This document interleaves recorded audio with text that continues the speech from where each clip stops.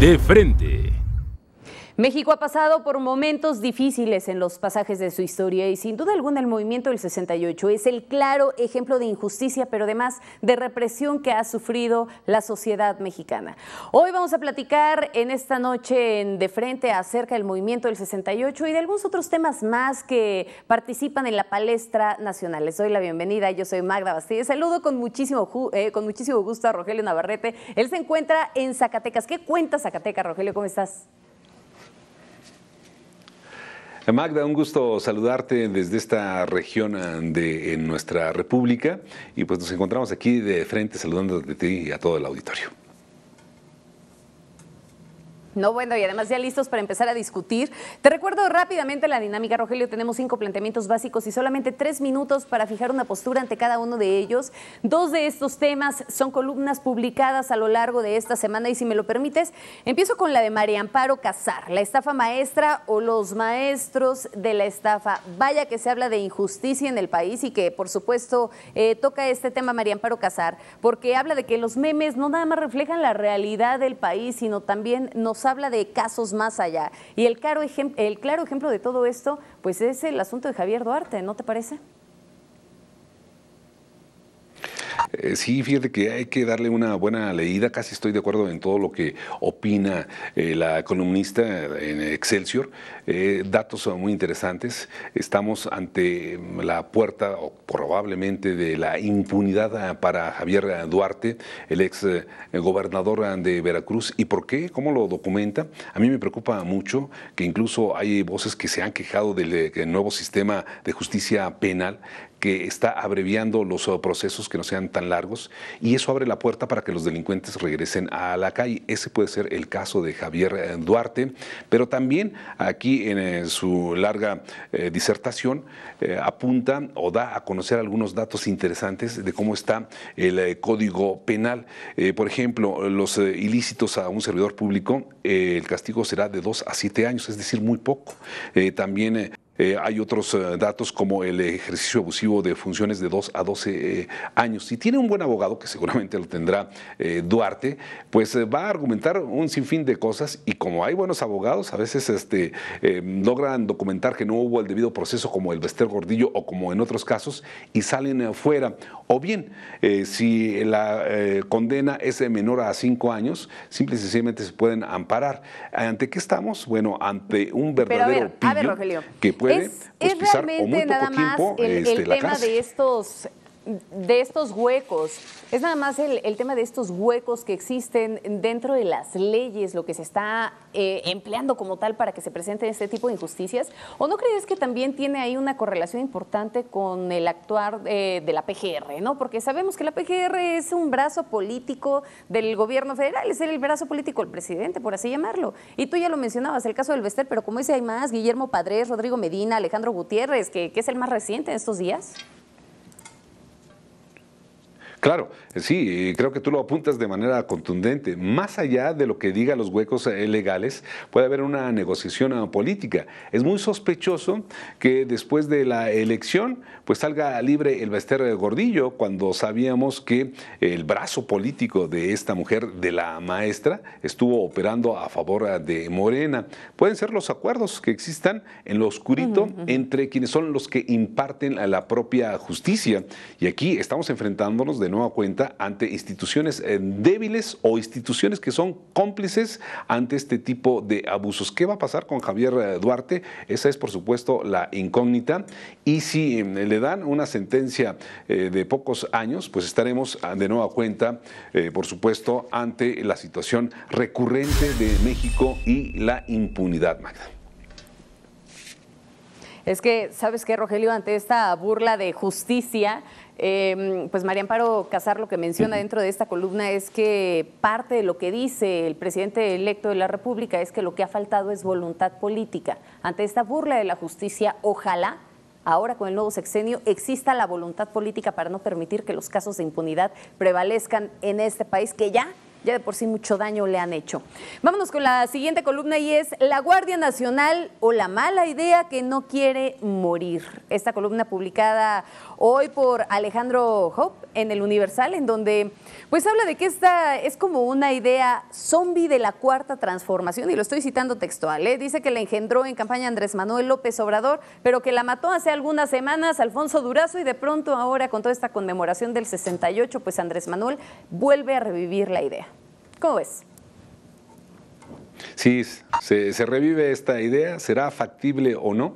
Primero que nada hay que preguntarle al auditorio, ¿se siente a gusto de que el ejército esté en las calles combatiendo a los delincuentes? Eso puede ser el primer tema a debatir. Pero fusionar a la Marina, al ejército mexicano o a la Policía Federal puede ser un Frankenstein. ¿En qué sentido? Bueno, sabemos que el actuar por la formación castrense o por la formación militar o policíaca es muy diferente, pero también ha existido en la historia reciente algunos conflictos políticos y a veces ni siquiera se han visto bien quienes están al frente de la Secretaría de la Defensa Nacional o de la Marina, mucho menos en la Policía Federal. Recordemos, por ejemplo, las atribuciones que tuvo legales o que le dio en su momento en el sexenio Felipe Calderón y Vicente Fox a la Policía Federal. Hubo los excesos. Incluso también sabemos que a lo largo de la historia han sido señaladas estas instituciones que antes gozaban de bastante confianza por parte de la ciudadanía por los abusos sistemáticos a los derechos humanos. Más allá de plantearnos una guardia civil como la tiene, por ejemplo, España, primero debemos de pensar qué es lo más factible para combatir de manera frontal la inseguridad que se vive prácticamente en todo el país. Ese es el gran reto que tiene en los próximos meses o en los próximos años el propio Andrés Manuel López Obrador. El tema de las violaciones a los derechos humanos que mencionas no es nada más un asunto del ejército o de las policías, ¿no? Que se creyera que son las instituciones que mayor número de quejas reciben, y cuando volteas de pronto en cifras, por ejemplo, del Estado de México, cuando volteas a ver el número de quejas presentadas ante la Comisión de Derechos Humanos, pues quienes más número de quejas tienen son los ayuntamientos, incluso sobre la Fiscalía de Justicia en la entidad, ¿no? Ahora, lo que llama la atención es que Hope dice en su columna que la Guardia Nacional está contemplada sí en la Constitución, y eso es importante destacarlo, pero no para fines y con el diseño propuesto por López Obrador, sino para casos excepcionales, porque este modelo, digamos, no ha existido en la práctica desde el siglo XIX.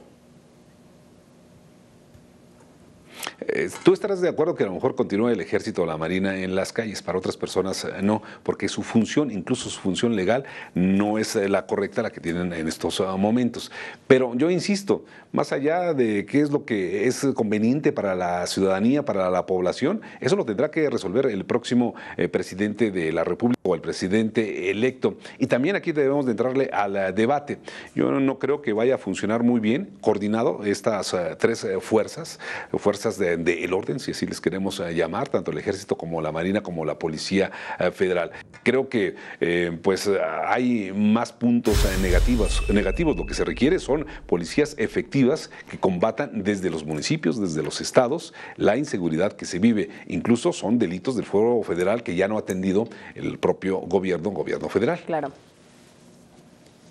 A ver, déjame hacer una acotación, porque tampoco estoy de acuerdo con que el ejército permanezca en las calles. Vale la pena mencionarlo, pero además, si bien es cierto, tienes razón en una cosa, habría que fortalecer a las corporaciones, a las pequeñas corporaciones, generar una mejor coordinación, pero además combatir la corrupción, que es el cáncer que impera, ¿no? Ahora bien, cito ya nada más para concluir algo de lo que dice Job. Funcionar todo el personal en una sola corporación implicaría un rediseño administrativo gigantesco, que además, siendo muy optimistas, pues la verdad no les alcanzaría el sexenio para poder concretar con este movimiento. Vámonos con un siguiente tema, y ya que estamos hablando de asuntos del ejército y de fuerza y demás. Los crímenes de Estado, nadie puede negar, Rogelio, que en nuestro país se han cometido atrocidades y que pues en muchos casos han sido con la autorización y complicidad del propio Estado. Sí, aquí este es un tema complejo, un tema que sigue lastimando, por supuesto, a la ciudadanía. Ahora que conmemoramos medio siglo de la matanza de Tlatelolco, a mí me gustaría iniciar esta charla, pues la justicia tan anhelada no ha llegado todavía para miles de mexicanos. ¿De qué sirvió los meses de prisión domiciliaria para Echeverría? Es una pregunta que todavía está latente. ¿Quién estaba detrás de la mano ejecutora del halconazo mazo y sigue, por supuesto, el jueves de Corpus, sigue por ahí la impunidad, no se sabe qué fue lo que pasó realmente porque el Estado mexicano encubrió. ¿Dónde están los asesinos de los campesinos de Aguas Blancas, Guerrero? Este es otro caso que ni siquiera hay algún detenido porque se permite la impunidad del ejército.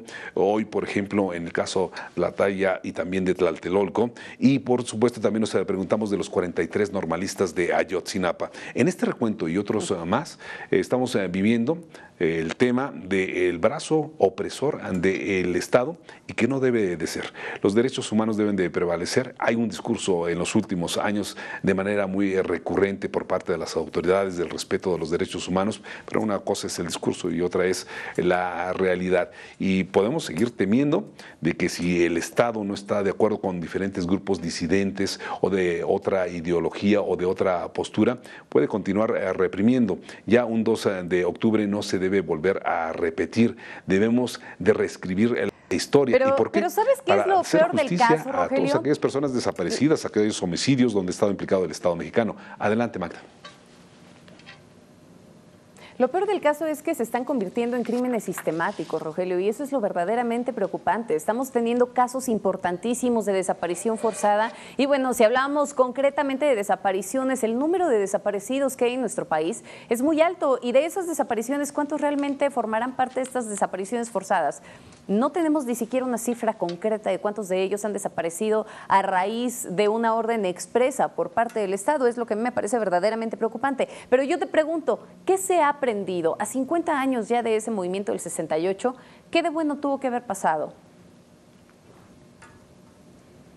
Hemos aprendido que la historia no debemos de repetirla y que nosotros como ciudadanía, como organización civil, como cada uno de los sectores, debemos de levantar la mano y debemos de recordar estos crímenes de lesa humanidad por parte del Estado para decirle ya no vuelvas a ser represor. Esa es la idea fundamental. Ahora, con esta nueva administración del gobierno federal también entenderá este tipo de cuestiones, cambiará la política, se defenderán los derechos humanos, defendiendo los derechos humanos de cada uno de los ciudadanos, sin lugar a dudas también tendremos mejores instituciones y tendremos una mayor confianza y no volveremos a repetir los crímenes o los errores o los momentos cruentos de nuestra historia reciente.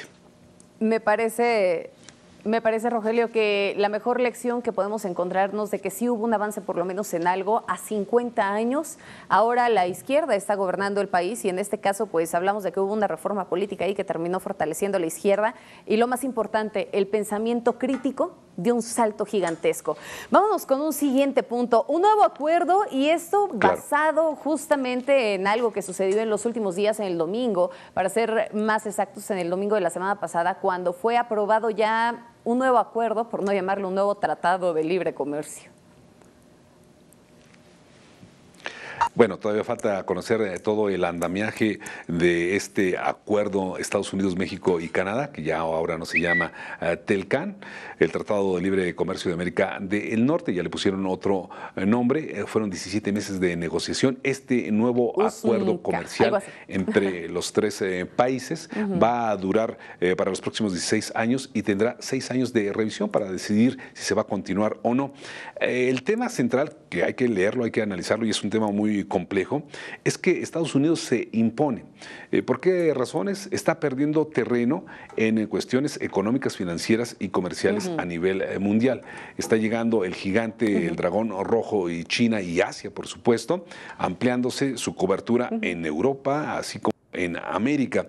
Y uno de los puntos importantes de este acuerdo es que los tres países que decidan negociar otro tratado con aquellos países que se denominan no mercado, entre ellos está China, tendrán que avisar a su contraparte. Es decir, si México quiere negociar un tratado con China, tendrá que avisar a Estados Unidos y a Canadá.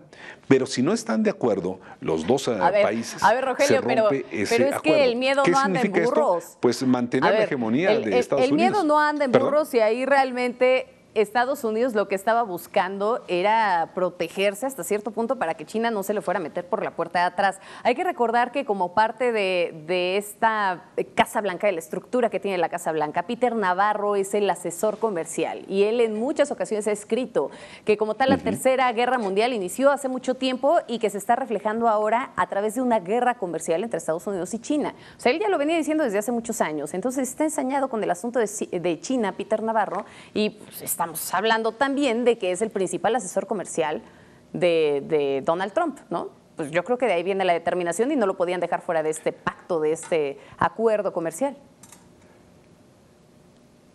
Claro, es muy obvio, o sea, eso fue desde la campaña de Donald Trump, volver a posicionar a Estados Unidos como un país líder. Él lo dijo en esa frase clásica, en su eslogan, en donde hacer América grande otra vez, refiriéndose a Estados Unidos.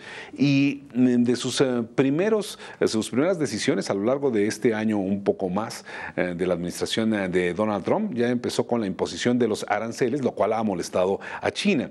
¿Y qué haces tú en términos estratégicos comerciales? Tratar de contener el avance comercial que tiene o financiero o el poder económico que tiene China. Y así, con este nuevo tratado, pues está blindando tanto Estados Unidos como Canadá y con México, que hay una competencia dispar, porque tecnológicamente tanto Canadá como Estados Unidos tienen las ventajas para comerse en este acuerdo comercial.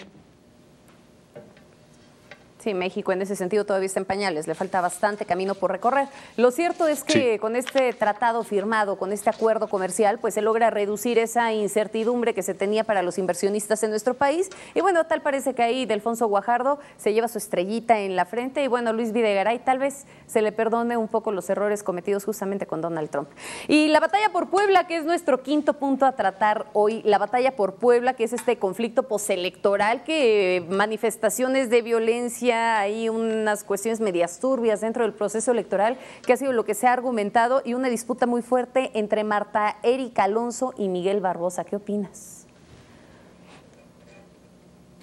Pues va a continuar esta disputa y va a haber un ambiente muy álgido o candente, tanto de los simpatizantes, los seguidores de Morena como del Partido Acción Nacional. La última palabra seguramente va a ser una decisión donde los magistrados, tanto del Tribunal Electoral de Puebla como el Tribunal Electoral de la Federación, tengan la última palabra. ¿Cuál es la estrategia? Morena tendrá que definir para tumbar las elecciones y posiblemente irse a otras más, si hubo irregularidades o no. Esto lo tiene que argumentar de manera fehaciente a través de su equipo legal. Y por otro lado, bueno, también la estrategia del PAN es tratar de mantener la gubernatura en Puebla. ¿Por qué razones? Porque significa para el panismo una fuerza política importante después de haber caído en la preferencia electoral. Incluso en estas elecciones presidenciales llega hasta la tercera posición. ¿Qué tiene que hacer tanto uno como Rogelio, otro? Pero ¿no te parece que es más en como las instancias legales? ¿No te parece que es más como un capricho de Miguel Barbosa? Porque digo, a ver, vamos a plantearlo desde esta perspectiva. Si las irregularidades realmente fueron tales, pues tendrían que haberse presentado también un número importante de quejas cuando estamos hablando de las elecciones para diputados, más quejas todavía de las que ya de por sí se llegaron a presentar en el caso de las presidencias municipales, y ni qué decir de la de presidente de la República, pero ahí no se dijo nada porque en su mayoría, pues Morena fue quien dominó. Y eso realmente pues deja mucho que decir, ¿no? Porque tal parece que también Andrés Manuel López Obrador ha dejado solo en ese sentido a Miguel Barbosa dentro de esta batalla. Bueno, no sé si lo deja solo o no. Claro que también le interesa mucho a Andrés Manuel López Obrador poderse posicionar en Puebla. Pero esta es la estrategia política y esta es la estrategia que también tiene que llegar a los medios. En cualquier situación política postelectoral o electoral, siempre los que van perdiendo tienen que hacerse la víctima y tienen que sacar ese discurso donde se habla de prácticas antidemocráticas. Sabemos ahí, por supuesto, todo lo que llegue, todos esos expedientes, todo lo que documente Morena y lo que digan los propios magistrados tendrán la última palabra, que a veces son temas muy complejos. Sin embargo, bueno, En el caso político electoral de México ya lo sabemos cómo se las gastan cada uno de los partidos. Si la condición fuera adversa para el PAN, créeme que estarían en la misma situación, estarían reclamando pues fraude. Mientras no hay una ventaja clara para cualquiera de los dos partidos, pues incluso también llega el debate o llega el pleito legal a través de los medios. Yo lo que sí puedo concluir es simple y sencillamente, Magda, que serán las últimas instancias, las próximas semanas, donde se decida si volveremos a irnos a una nueva elección allá en Puebla, que es uno de los 5 estados donde hay mayor captación de votos en toda la República. Hace tiempo Raimundo Rivapalacio publicó una columna en donde hablaba que este rollo que se generó a raíz del conteo de votos en Puebla tenía muchísimo que ver con una falla al momento de hacer la selección de la muestra para la encuesta de salida, y esto por parte de Consulta Mitofsky. Insisto, fue una columna publicada en donde pues hacía referencia a esto, pero cierro esto platicando nada más o citando algo que mencionó Lorenzo Córdoba, ¿no? Y que tiene mucha coincidencia con lo que estás mencionando. Si realmente existen delitos comprobables, pues tienen que castigarse, porque esto podría empañar el proceso electoral en general y aún más, pues seguir desgastando a las instituciones, como en su caso el Instituto Nacional Electoral. Gracias, Rogelio. Pues así es. Vamos a ver qué sucede.